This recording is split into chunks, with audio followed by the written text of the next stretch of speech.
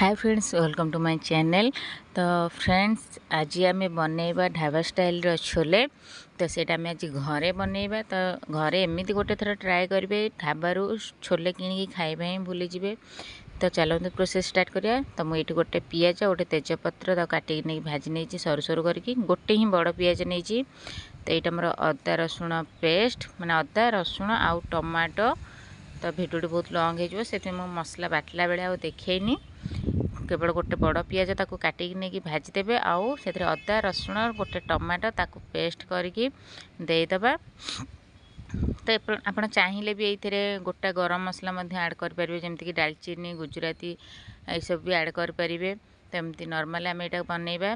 तो देकी कभर करके फुटवाई छाड़ीदे। तो सेटा फुटिला भितर आम एपटे मसला रेडी करदे। तो मुझे नहीं जाइए जीरा गुंड गोटे चामच, धनिया गुंड गोटे चामच, आउ हलदी गुंड हाफ चामच, किछि कस्तूरी मेथी ताको एमती हाथ में क्रश करके पकईदे। तो टी पानी देदेबा। जहाँ भी गुंड मसला आप देवे, आजिकल तो समस्ते माने तेल मसला ठू टे दूरे की रोचंती, से कम मसला आम दबा। तो ये केवल हलदी गुंड, जीरा गुंड, आमर कस्तूरी मेथी टिके आउ लंका गुंड बस टेस्ट अनुसार पकईकी आम पानी करके रखी। तो एपटे 3 मिनिट पर देखो आमर मसलाटी बर्तमान पानी छाड़ी आसला। तो ताको आउ टिके आम खोलारे ताको आउ 2 ରୁ 3 मिनिट पर्यंत कषि नवा भल भाव। तो टमाटा को बाटिकी देले कौन ना आमर मसलाटा टिके बहलिया हो आउ तरकारीटार बेसी मसला लगे यहाँ देखो आम गोटे पियाज ही बनइले।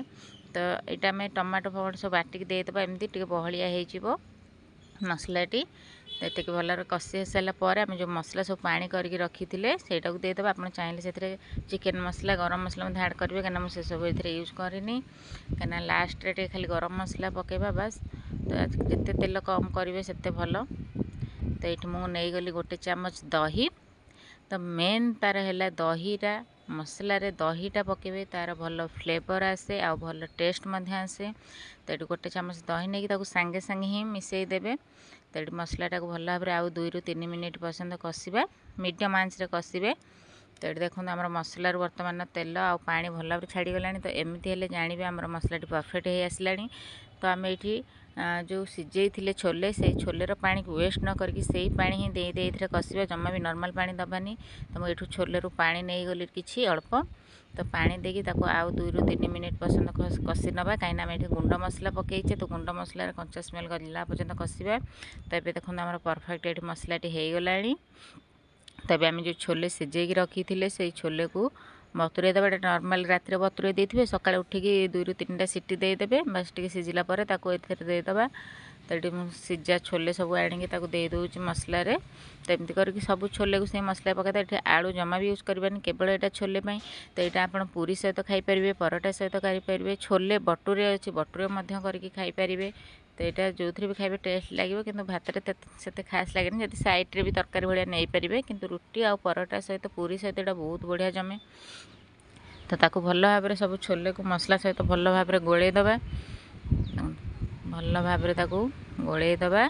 केते कलरफुल देखा, बिना कलर रे आम किसी भी कलर ये ऐड करने, बिना कलर रे भी देखो केते बढ़िया कलर देखा। तो मसला गुंड मसला को एमती पानी करके देवे, तार कलर आसीज, नेचुरल कलर पूरा आसीज। तो ये मुझे भल टिके 2 ରୁ 3 मिनिट एपट सेपट करदेला आम से पानी देदेबा। से छोलेर पानी ही मुझे यूज करुँची। तो ये मुझे लुण यूज करनी, कहीं लुण मुझे छोले पकई सीझेला बेले जब आपको टे कम लगे ताले आप आउ टे पकई पारे मसला कषला बेलू। कि मोर ठीक अच्छी से मुझे लुण यूज करनी, कहीं छोले सीझेला बेले लुण जी दरकार से देती। तो फ्रेंड्स कही रखुच्छी, ये जब मो चैनल नुआ अच्छे प्लीज चैनल को सब्सक्राइब करूँ। वीडियो भल लगे लाइक और शेयर कमेंट तो निश्चिंत करूँ। तो यहाँ आम पानी देकी भल भाव मिसई कभर करके फुटवा छाड़ीदे। तो ये मुझे 5 मिनिट पर आपको देखा, देखो आम तरकारी भल भाव फुटी जाए, कहीं यहाँ आमको बेसी टाइम लगे। छोलेटा सीझी जाइए आ मसला आमर कषि हो जाए भल भाव। बस खाली जी पानी आपको रखार अच्छे से पानी फुटेबे। आउे मसला सहित छोलेटा फुटापी आम से टाइम ही ना, मात्र यहाँ 10 मिनिट भितर रेडी हो। तो ये देखो आम रेडी हो गला। तो आपको जी झोल दरकार, केटा बेसी झोल रखिले भल लगे, एमती टे जुकजुकिया टाइप रखिए। कहीं रुटी परोटा शुखिला जिनस टी जुकजुकिया रही खाया ही भल लगे। तो परफेक्ट आमर हो गला। तो ये मुझे गोटे डंकी नहीं जाइए, आपरे तड़का पैन थे तड़का पैन नहीं पारे। डंकी को पूरा भल भाव गरम करवा।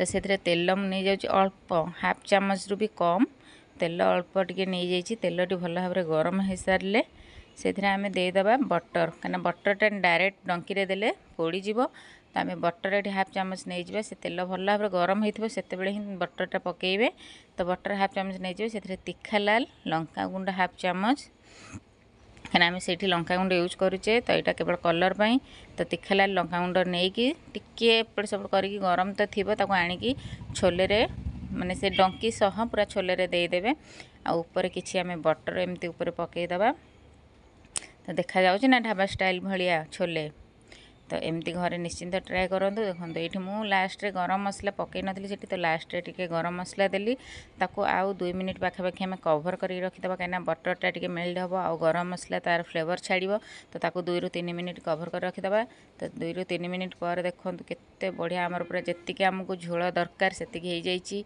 आउ गरम मसला तार बास्ना बहुत बढ़िया आसूची तो यही टाइप ही रखिए बेसी झोल रखिए कि बेसी आउ भाया भी करेंगे यही टाइप ही रखिए तो यहाँ आमर परफेक्ट छोले ढाबा स्टाइल छोले देखा जाऊँ ना कलरफुल तो एमती ही करेंगे ताकू आ रोटी परोटा सहित खाइबे तो झटापट बनीज आउ डिनर पाई तो यहाँ सबुठ बेस्ट रुटी सहित तो यहाँ सबुठ बेस्ट तो एमती गरमा गरम परोटा सहित गरमा गरम छोले परस दिंतु आ समस्ते कौन कहले निश्चिंत कमेंट रे एटा जणातु जदि भी किसी डाउट रोचे तो मत कमेंट रे पचारे मुझे निश्चिंत आपन सहित शेयर करी तो बस गरमा गरम छोले भटूरे आ परोटा आमर रेडी हो गला देखा एक न्यू ब्लॉग रे न्यू रेसिपी सहित बाय बाय।